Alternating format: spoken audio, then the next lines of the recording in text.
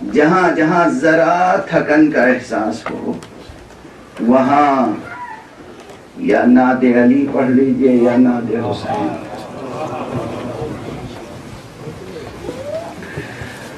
اب دامن وقت میں گنجائش نہیں. بہت سے حضرات یہ سمجھتے ہیں کہ نعت علی پڑھنا بھی بس اتنا ہی ہے کہ یہ جو چند فقرے ہیں اسے زبان سے دہرانا ہے اور بس.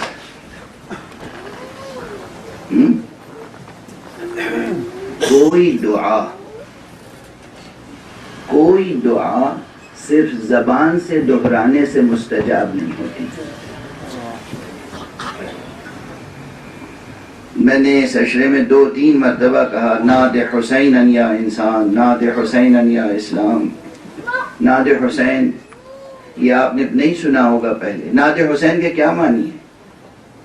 نعت علی کے کیا معنی؟ علی کو پکارو. نعت حسین کے کیا معنی؟ حسین کو پکارو. اس وقت حسین کو پکارنے کے کیا معنی ہے؟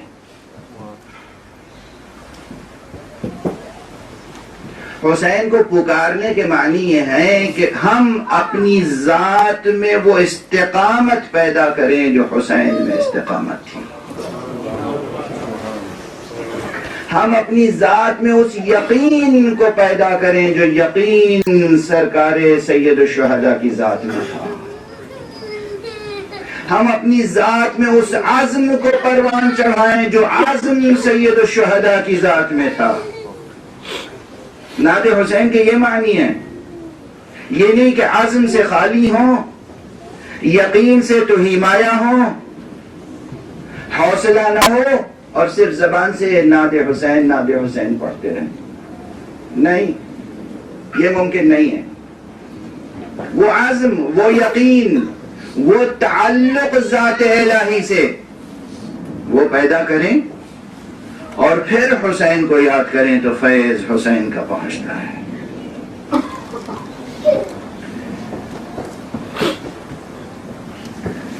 عام طور پر ہمارے معاشرے میں دعا کا تصور یہی ہے کہ بس زبان سے چند الفاظ، چند کلمات دہرا لینے سے گویا کہ کام ہو جائے گا.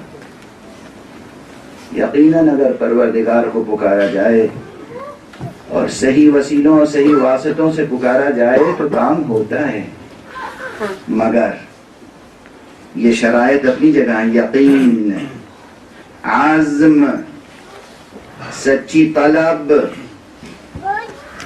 عزم ہلال نہیں، بے یقینی نہیں.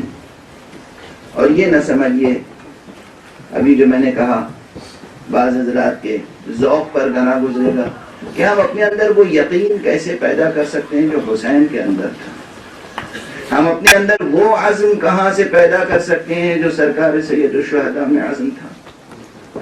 وہ معصوم، حجت خدا، سبط رسول، یہ سب بجا، اس میں کوئی شک نہیں. ان کی عظمتیں اپنی جگہ ہیں.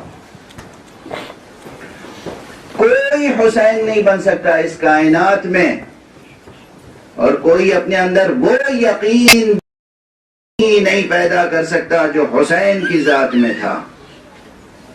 مگر اسی کربلا کے واقعات پر نظر کریں